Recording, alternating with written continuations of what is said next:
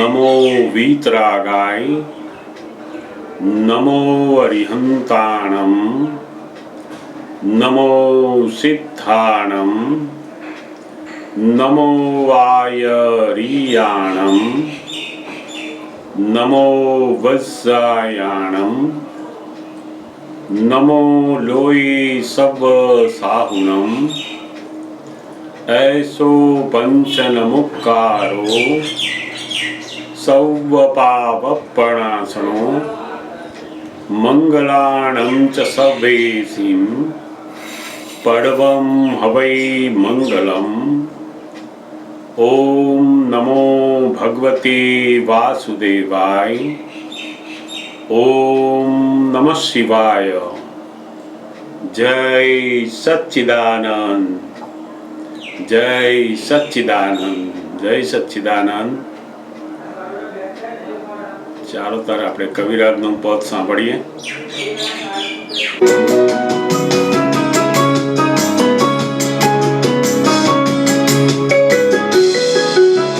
પરમાથી પગલા પાવન ત્યાં સારપણે જમૂકી પાગલ પવન પોકારે સુસ્વાગતમ હું મુજથી। પરમાથી પગલા પાવન ત્યાં સારપણે જમૂકી પાગલ પવન પોકારે સુસ્વાગતમ હું મુજથી।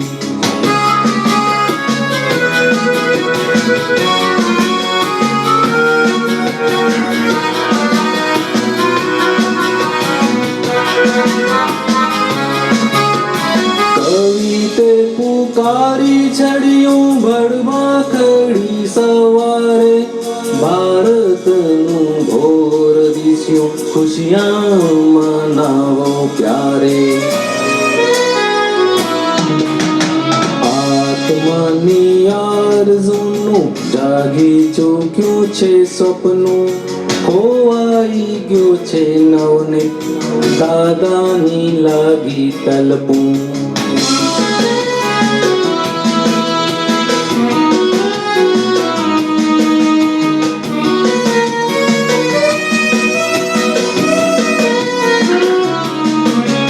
તલપુના તાનપુરા છેડે મનસ્વી સરગમ પરમાર્થ પ્રેમ નિરખી નાચે જો આત્મવિહંગ। કલ્યાણ રાહી માર્ગે વંદન હો સુપ્રભાત દેવો બિછાવે પુષ્પો મહામુક્ત આપતા।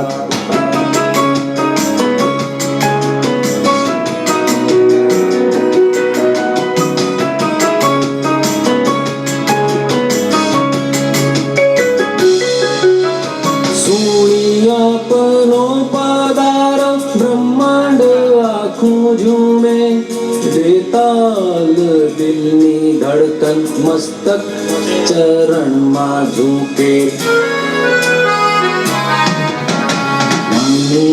ચરણમાં મોક્ષ જ તારા વહી અમૃતિ પ્રગટ દીવાને અડતા પેટે નિજાતમ દીપ્તિ।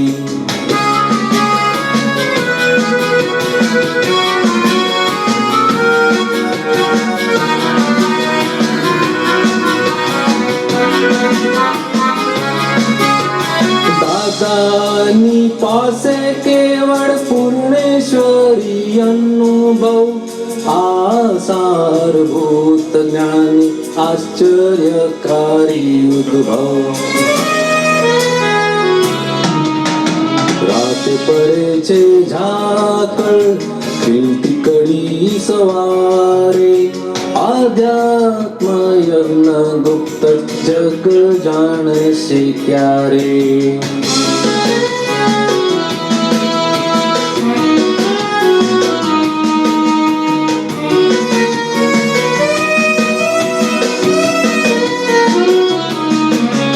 જ્ઞાનીના કપાદીટા દેખાય નહીં ક્રિયા ભારત જગે ઝડક શકશે જ્ઞાની જહાં વિચર્યા. જ્ઞાની રહે છે ગુપ્ત જગહિત કાજે ફરતા, વિરાધના કર્યાથી દેવો ઉડાવે ફુરચા.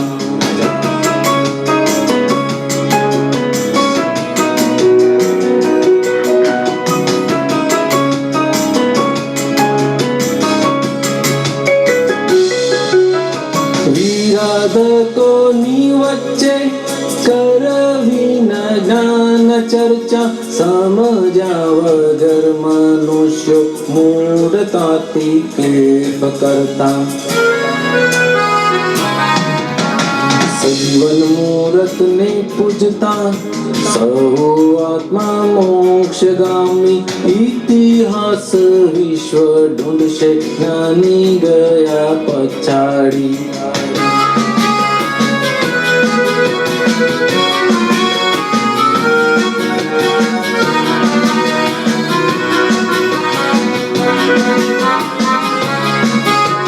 પાછળથી માતા કૂટશે નહીં ઓળખ્યા તમોને, મંદિરો બાંધી ફરશે દાદાની પોળે જઈને.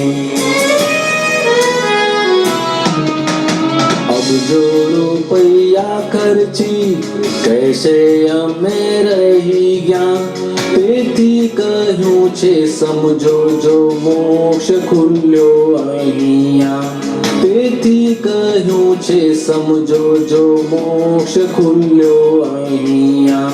મોક્ષ ખુલ્યો અહીંયા. મોક્ષ ખુલ્યો અહીંયા.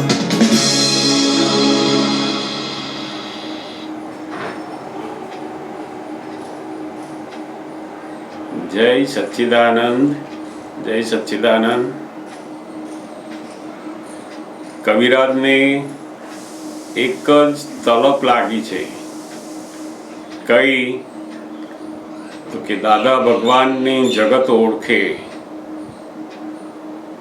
બહુ મોટી જે તલપ છે કવિરાજની, કે જગત આખું દાદા ભગવાનને ઓળખે અને એમને ઓળખીને એમનો લાભ લે. સામાન્યપણે જ્યારે જ્યારે કોઈ પણ સજીવન મૂર્તિ હોય ત્યારે એમની હાજરીમાં બહુ જ ઓછા જીવો જેમને ઓળખી શકે છે. અને જ્ઞાનીનું લક્ષણ પણ એવું જ હોય છે કે મોટા ભાગે પોતાના જે બધા ઐશ્વર્ય ગુણો છે એને બિલકુલ એ બહાર દેખાવા દેતા નથી. પોતાનું બાહ્ય આખું વર્તન એકદમ સામાન્યપણે લઘુત્તમ ભાવે એ દરેક જીવન વ્યવહારમાં વિચરી રહ્યા હોય છે. કોઈક જીવોને જ પોતાની ઓળખાણ એ કલ્યાણ માટે જ આપે છે. સામાન્યપણે આપણે તો જ્ઞાનીને તો શું, પણ એક સામાન્ય વસ્તુને પણ જલ્દી ઓળખવાનું એ આપણી આવડત, આપણી સમજણમાં નથી હોતું. એટલે જ કહેવાય છે કે જ્ઞાની પુરુષની કૃપાથી જ જ્ઞાનીનું પણ ઓળખાણ થાય છે. એમની જ્યારે કલ્યાણની ભાવના ઉત્પન્ન થાય છે જે જીવ ઉપર, ત્યાં એમની ઓળખાણ પણ એ પોતે આપે છે. અને પોતે જાતે બોલીને પોતાની ઓળખાણ આપે છે. એમાં એમની ઓળખાણ આપીને એમને કંઈ પણ મોટાપણું નથી, ગુરુત્તમપણું નથી, છતાં પણ એ બીજાના કલ્યાણ માટે પોતાનું જ્ઞાની પદનું સ્વરૂપ એને સમજાવે છે. કહેવાય છે કે જ્ઞાની નો જ્યાં પગ પડે એ જગ્યા ઉપર, એ પૃથ્વી ઉપર એમના પગની નીચેના પૃથ્વીના 7 લેયર સુધી જ્ઞાનીના જે વાઇબ્રેશન્સ હોય છે એ પહોંચતા હોય છે. પોતે સંપૂર્ણપણે આત્મ સ્વરૂપ થયા પછી એમના શરીરમાંથી, એમની વાણીમાંથી જે બધા સ્પંદનો નીકળે છે એ આખા બ્રહ્માંડની અંદર ફેલાતા હોય છે. દાદા ભગવાન એટલે કે જેને આત્માનો પૂર્ણ અનુભવ કરેલો છે, કેવળ જ્ઞાનનો અનુભવ કરેલો છે, એવું આશ્ચર્યકારી જ્ઞાન નો આખો જે સાર છે એ એમણે મહાત્માઓને આપ્યો છે. પણ એ આપ્યો છે ત્યારે મહાત્માઓના જે કર્મોના ઉદય છે કેવા છે તો કે રાત જેવા છે. જેમ ખેતરની અંદર મોડી રાતના બધા બીજ નાખેલા હોય, તમે ખેતરમાં જુઓ તો કશું લાગે નહીં કે ઓહો બીજ નાખ્યા છે, છોડ ઉગવાના છે, એવું કશું લાગે નહીં. પણ વહેલી સવારનું જેવું ઝાકળ પડે ને, અને પછી ઝાકળ પડ્યા પછી સવારમાં જઈને જુઓ તો પેલા જે બીજ છે એની અંદર કળીઓ ખીલી હોય. એવું મહાત્માઓની અંદર પણ ધીમે ધીમે ધીમે એના કર્મો, એની ફાઇલોનો જેમ જેમ નિકાલ થાય છે એમાં જ્ઞાન ગુણોની જે કળીઓ બધી ખીલતી જાય છે ને.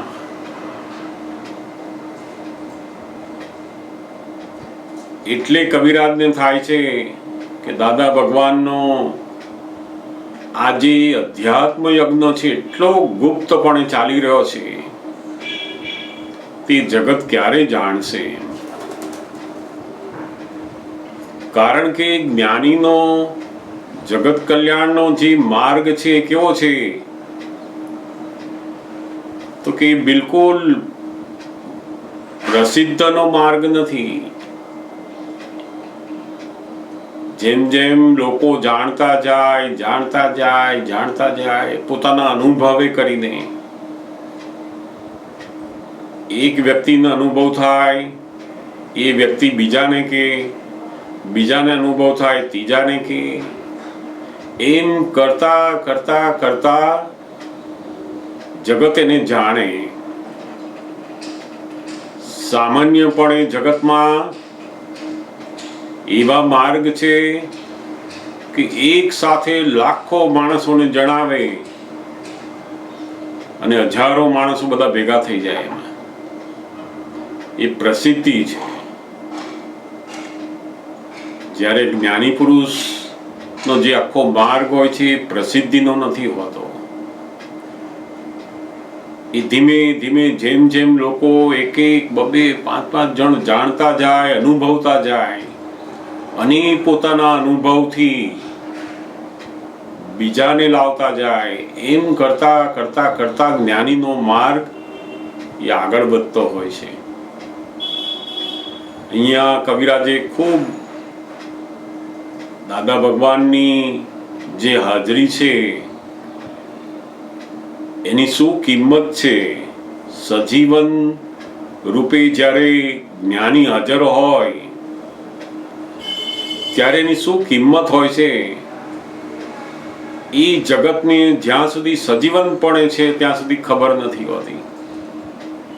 અને પછી લોકો બધા ઇતિહાસ રચે, દાદા ભગવાન આ સ્ટેશન ઉપર, આ બાકડા ઉપર અહીં બેઠેલા, આ ઘરની અંદર આ પોળમાં રહેલા, અમને ત્યાં ગયેલા, આ ખુરશીમાં બેઠેલા, અહીંયા ફરેલા. એમ જે જગ્યાએ જ્ઞાની ફરેલા છે ત્યાં આગળ લોકો મંદિરો બાંધે, મોટા મોટા ફોટાઓ, મૂર્તિઓ મૂકે અને જ્ઞાનીને ઓળખવા જાય. હજારો, લાખો, કરોડો રૂપિયા ખર્ચે તો પણ જે હાજર જ્ઞાની છે એમાં જે એને લાભ થવો જોઈએ એવો લાભ ક્યારેય થાય નહીં. એટલે જ તો બધા જ્ઞાનીઓનો એક જ મત હોય છે, જ્યાં સુધી સજીવન મૂર્તિને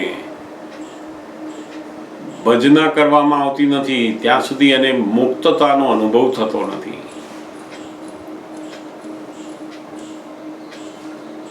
શ્રીમદ રાજચંદ્રે પણ બહુ જ સુંદર આ વાક્ય આખા એમના જીવનના સાર રૂપે લખેલું છે. બીજું કાંઈ શોધમાં માત્ર એક સત્પુરુષને શોધી તેના ચરણમાં સર્વ ભાવ અર્પણ કરી દઈ વર્ત્યો જા, અને પછી જો મોક્ષ ના મળે તો મારી પાસેથી લઈ જજે. આવી ગેરંટી આ કાળની અંદર જે જ્ઞાની પુરુષોએ આપી છે તેનું સૌથી મોટું મહત્વનું કારણ છે કે સજીવન મૂર્તિ.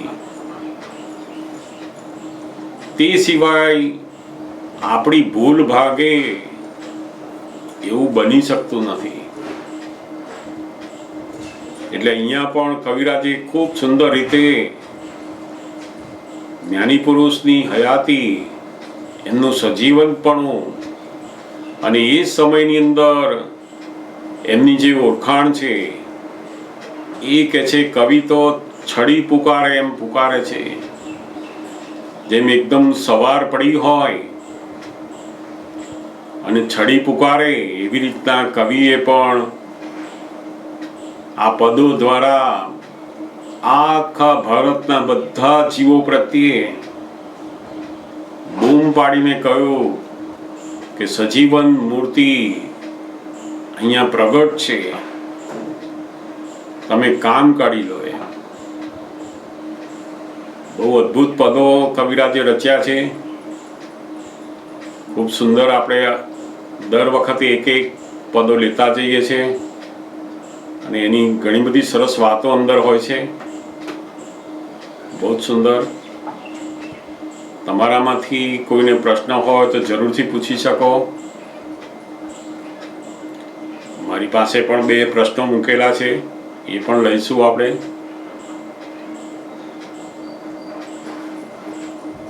તમારાથી કોઈને પ્રશ્ન હોય તો જરૂરથી પૂછો.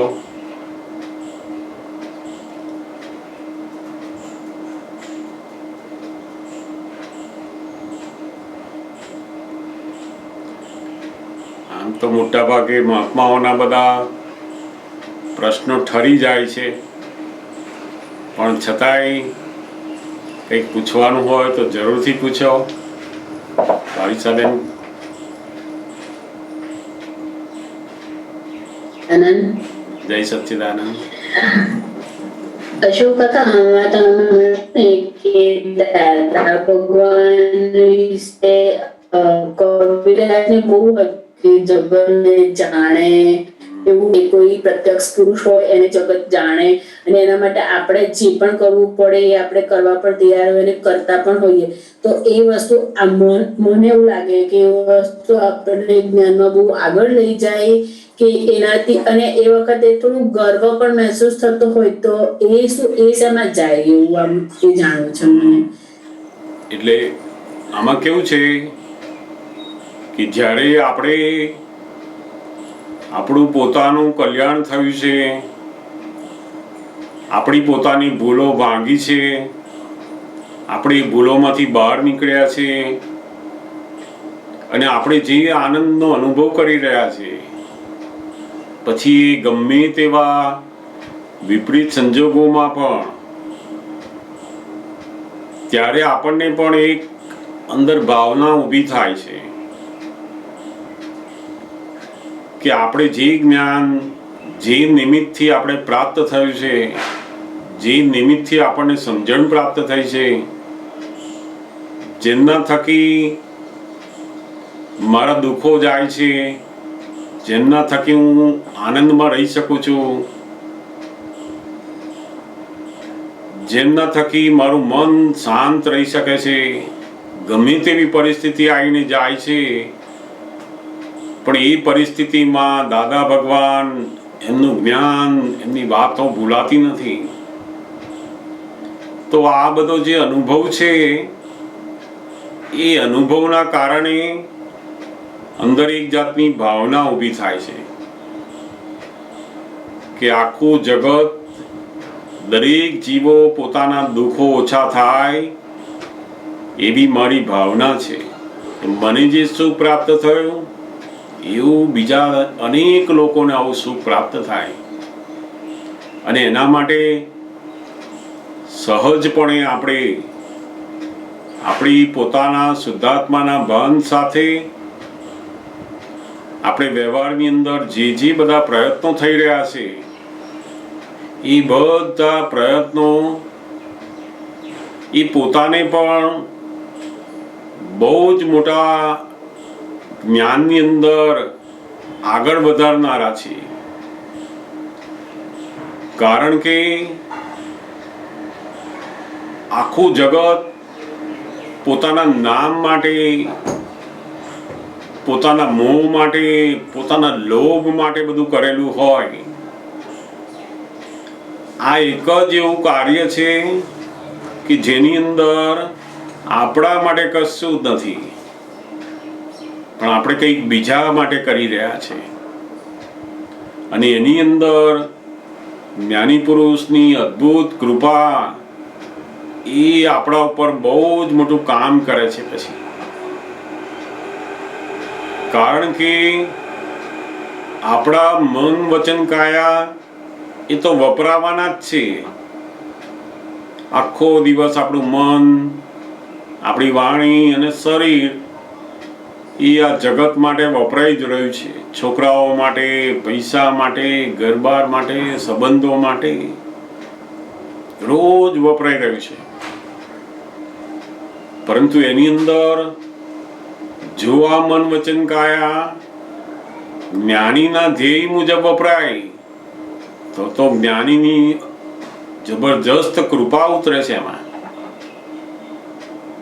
દાદા ભગવાનની જે કૃપા છે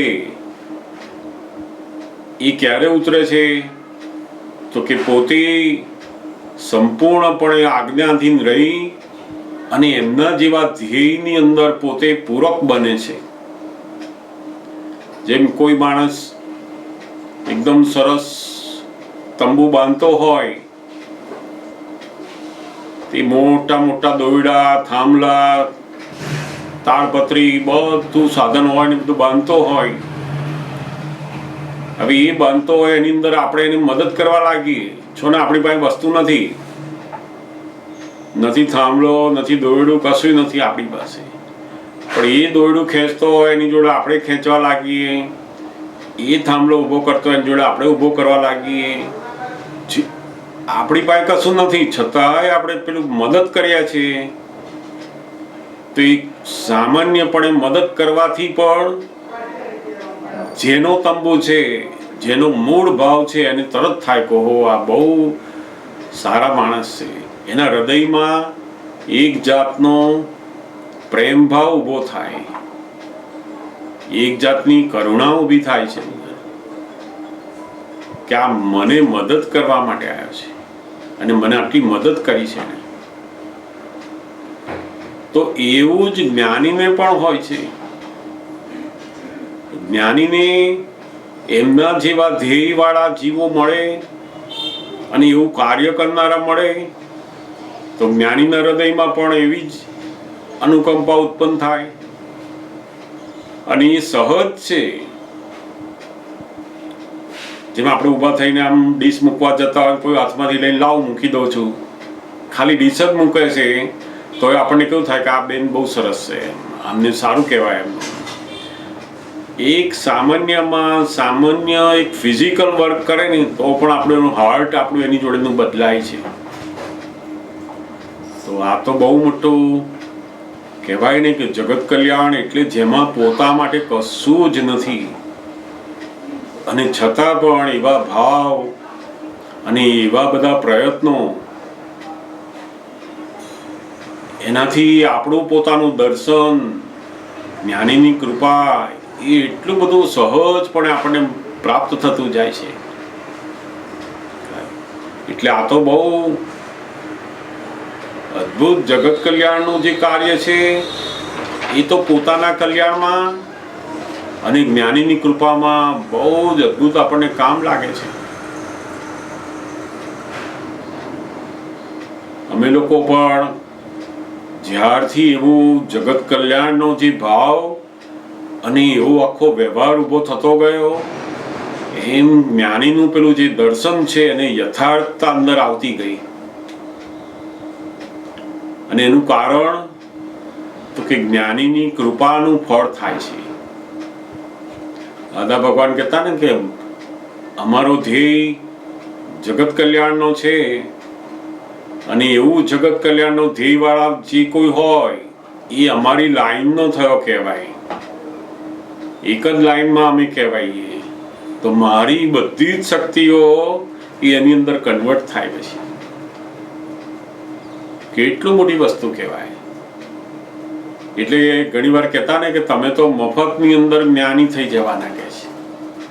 તમે તો મહેનત કરી જ નથી, પણ તમારો જે ભાવ છે અંદર અને જોડે જોડે તમે તમારું શરીર, તમારું મન, તમારી વાણી એના માટે વાપરો છો જ્યારે જ્યારે એવા સંજોગો ભેગા થાય ત્યારે. અને તે પણ કોઈ પણ જાતની હરીફાઈ વગર સહજપણે આપણે આજ્ઞાની અંદર રહીને, ત્યારે તો જ્ઞાની બહુ જ ખુશ થાય છે. એમાં દાદા ભગવાનનો સૌથી મોટી કૃપા, એમનો રાજીપો એ આ જગત કલ્યાણના ભાવ ઉપર અને જગત કલ્યાણના વ્યવહાર ઉપર રહેલો છે.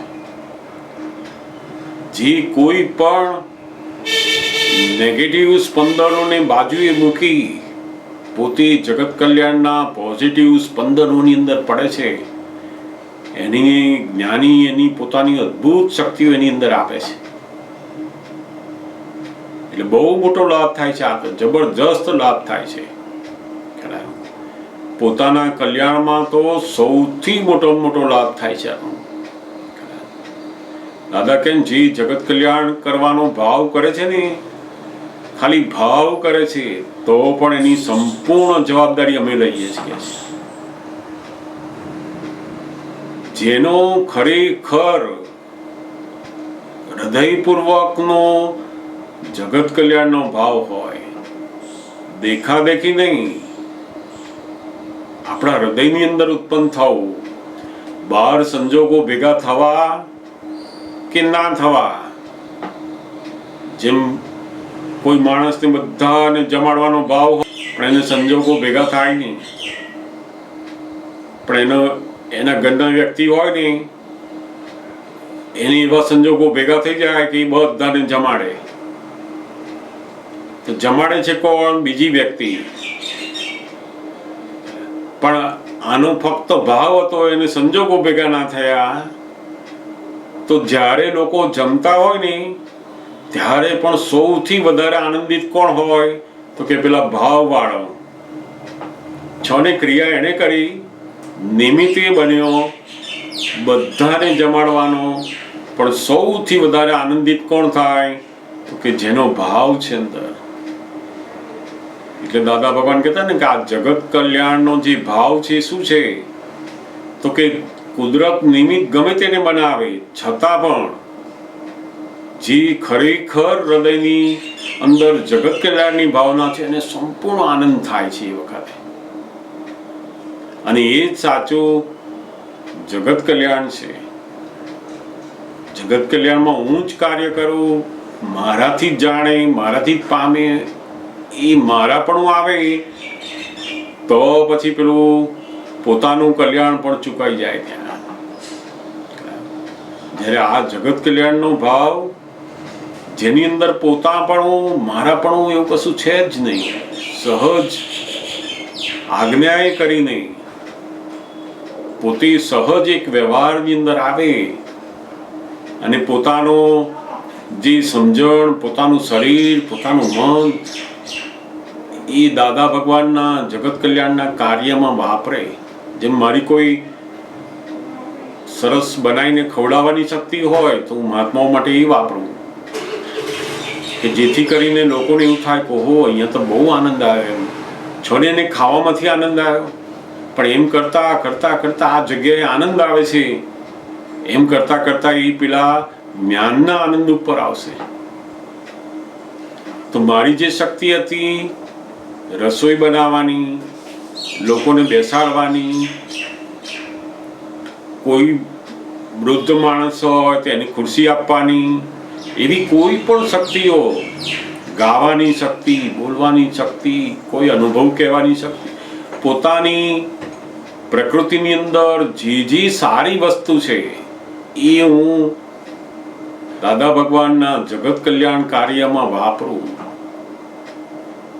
અત્યાર સુધી એ શક્તિઓને મેં મારા માન માટે વાપરેલી, હું સારા દેખાવા માટે, પણ હવે એના માટે નહીં. હવે હું પેલા બીજા જીવોનું કલ્યાણ થાય કે જેથી કરીને એ દાદા ભગવાનના જ્ઞાનમાં આપતા પુત્રો સાથે, બીજાઓ સાથે ચોંટે અહીંયા, અને ધીમે ધીમે દાદાના જ્ઞાનથી એના જીવનમાં જબરજસ્ત પરિવર્તન આવે. તો એ તો બહુ બહુ મોટું કાર્ય છે.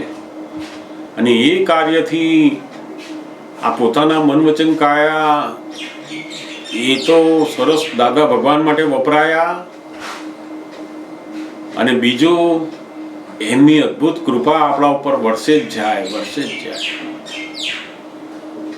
નથી કહેતા કે કોકે આપણને એકવાર મદદ કરી હોય ને તો આપણે ભૂલીએ નહીં. જો આપણે સદગુણી વાળા વ્યક્તિ હોઈએ તો કોઈનો ઉપકાર ભૂલીએ નહીં આપણે.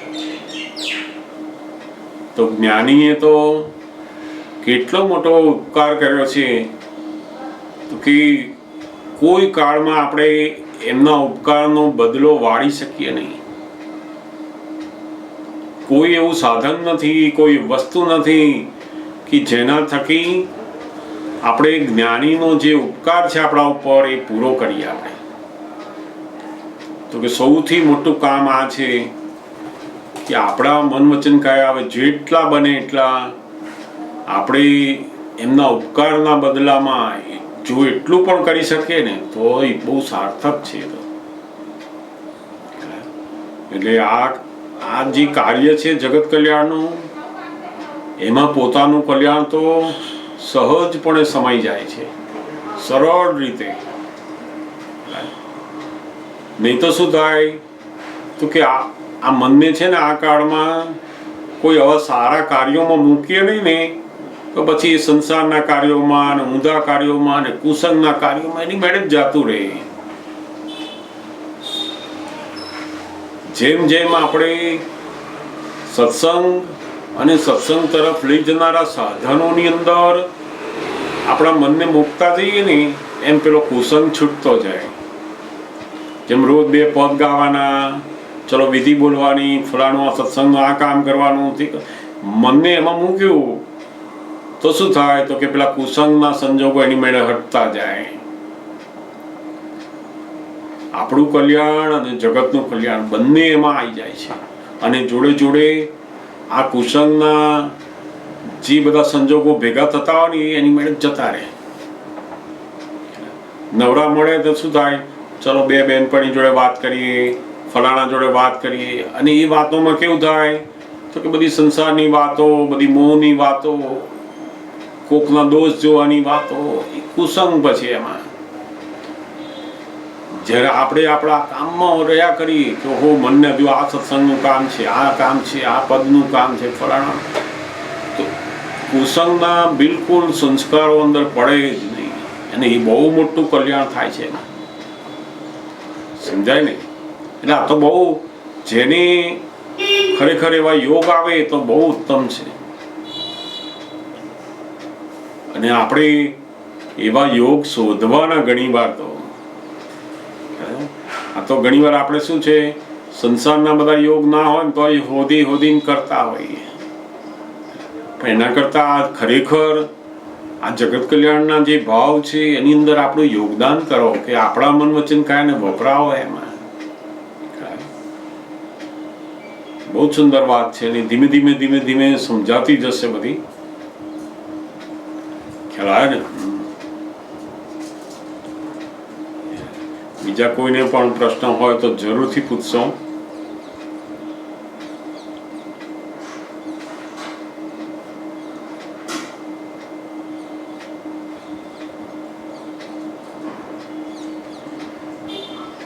લાગે છે બીજા કોઈનો પ્રશ્ન નથી. આપણે મને આપેલો એક પ્રશ્ન છે, એક મહાત્મા બેને લખ્યું છે, દાદા ભગવાનનું એક વાક્ય મેં વાંચેલું છે કે છૂટતી વખતે પ્રકૃતિ સ્વતંત્ર છે, અને જ્યારે પ્રકૃતિ બંધાય છે ત્યારે સ્વતંત્ર નથી. એ વાક્ય મને સમજાવશો? છૂટતી વખતે પ્રકૃતિ સ્વતંત્ર હોય છે, ને બાંધતી વખતે પ્રકૃતિ સ્વતંત્ર નથી. આ બહુ દાદા ભગવાનની પ્રકૃતિ વિશેનું બહુ જ ગૂઢ સાયન્સ એ દાદા ભગવાને અહીંયા ખુલ્લું કર્યું છે. આમાં આપણે સવારથી ઉઠીએ કે રાત સુધી આપણને શું ગમે અને શું ના ગમે, એ બધું પ્રકૃતિ કહેવાય. ગમતું હોય એ પ્રકૃતિ, ના ગમતું હોય એ પ્રકૃતિ. એ ગમતું અને ના ગમતું એ રહ્યા જ કરે, દરેક માણસને રહ્યા કરે. નાનો માણસ હોય, બાળપણમાં હોય, મોટો થાય, એથી મોટો થાય તો એ રહ્યા જ કરે. 70 વર્ષની ઉંમર થાય ને તો પણ એની જે પ્રકૃતિ અને એના જે સ્વભાવો હોય ને એ બધા રહ્યા જ કરે. એ પોતે પણ જાણે કે આ બરાબર નથી, તો પણ એની પ્રકૃતિમાંથી એ નીકળ્યા જ કરે.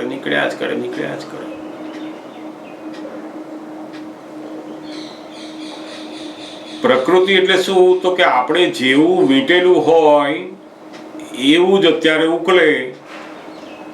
એ પ્રકૃતિ ઉકલે છે ત્યારે બહાર બધા સંજોગો એને ભેગા થાય અને ઉકલે છે.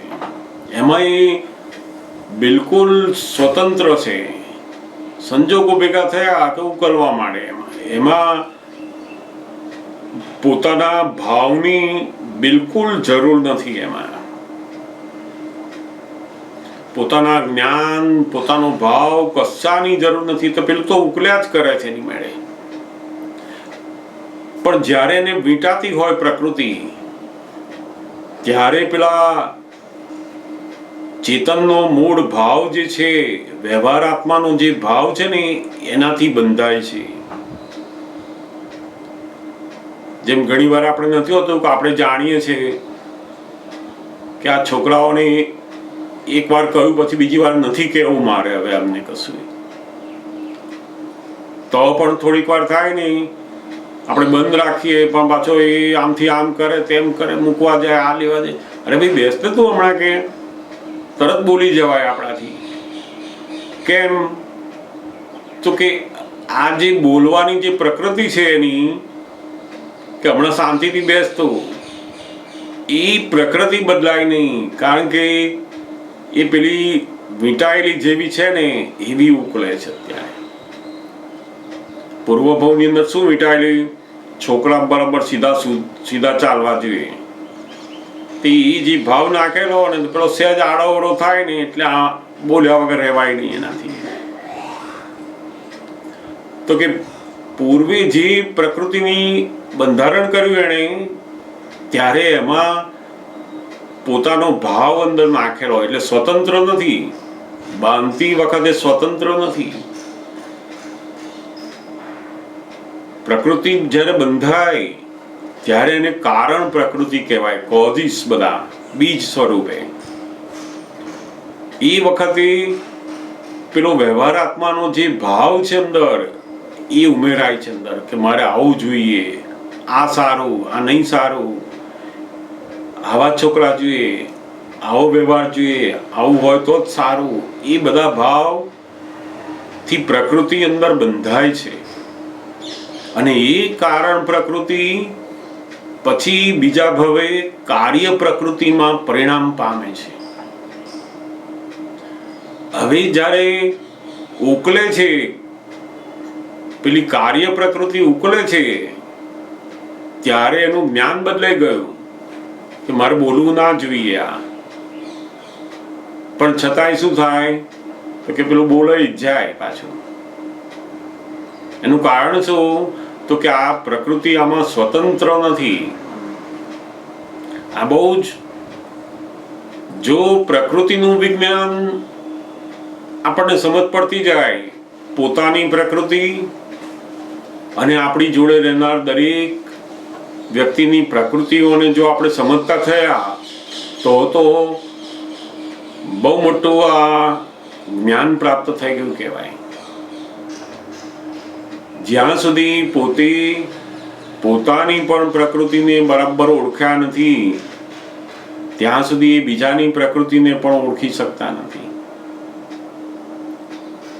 દાદા ભગવાન કહેતા ને, અમે નાનપણથી અમારી પ્રકૃતિને જોતા આવતા જ્ઞાને કરીને પછી જોવા માંડી, અને એવી જોઈ કે પ્રકૃતિનો એક પણ ખૂણો અમારો બાકી નથી રહ્યો. આપણને જે જ્ઞાન પ્રાપ્ત થયું, હું શુદ્ધાત્મા છું એવું, એમાં આપણી જે બિલીફ હતી એ બદલાઈ ગઈ, પણ પેલી પ્રકૃતિ એવી ને એવી જ રહી છે. એટલે વ્યવહાર જ્યારે ઉકલતો હોય ને ત્યારે પેલી બાંધેલી જે પ્રકૃતિ છે એ પ્રમાણે બધું કામ કરે. પેલા સવારે ઉઠે ને કે મને તો ગરમ ચા ફાવે, મને ઠંડી નહીં ફાવે બિલકુલ. પેલા કે મારે ઠંડી થાય પછી જ પીવાની જોઈએ, આપણે એવું ગરમ ફાવે નહીં. કે તે ખરેખર તો પેલું ગરમ પીનારા છે એની પ્રકૃતિ ઉકળે છે એવી, અને આ ઠંડુ પીનારા છે એમની એવી પ્રકૃતિ ઉકળે છે. દરેકની જુદી જુદી પ્રકૃતિ હોય, અને એ પ્રકૃતિની અંદર એકબીજાનું જો એડજસ્ટમેન્ટ ના થયું તો મતભેદ શરૂ થાય. બધા લોકો સરસ કપડાં પહેરીને આવતા હોય કોઈ જગ્યાએ, અને એના હસબન્ડ બરાબર પહેરતા હોય, આ ચાલે કે મારે કઈ વાંધો નથી, આમાં શું, કોણ જોવાનું જ કે છે. ત્યાં તેની વાઈફને અસર થાય. હવે એને શું, એની પ્રકૃતિ શું કે આવી જગ્યાએ જઈએ તમે આવા કપડાં પહેરો ચાલતા હશે, તે એની વાઈફને પેલાને તો કશું છે નહીં, એની પ્રકૃતિમાં તો એને જે પહેરેલું છે એ બરાબર છે, પણ એની વાઈફની પ્રકૃતિમાં શું છે કે આ નથી બરાબર. હવે આ બંને પ્રકૃતિનું ઘર્ષણ થાય ત્યાં આગળ. પેલા કે આવું પહેર, તમને ખબર જ નથી પડતી ક્યાં જગ્યાએ શું પહેરવાનું શું નહીં પહેરવાનું. તે જો આ પ્રકૃતિની સમજ ના પડે ને તો ત્યાં એકદમ અથડામણ, બધું ઘર્ષણ ઊભું થાય. ત્યાં તમે તો આવું ને આવું જ છે, દર વખતે કશું ખબર જ નથી હોતી, તે પછી એવું એના ઉપર ચાલે કે બીજું 10 વસ્તુ કાઢે. પછી તે બંને જણ જઈ જવાનું ત્યાં જાય ખરા, કપડા સરસ પહેર્યા હોય કે ના પહેર્યા, પણ અંદર બધો ક્લેશ ન જાય. દરેક. Thanks for watching. Don't forget to like the video and don't forget to subscribe.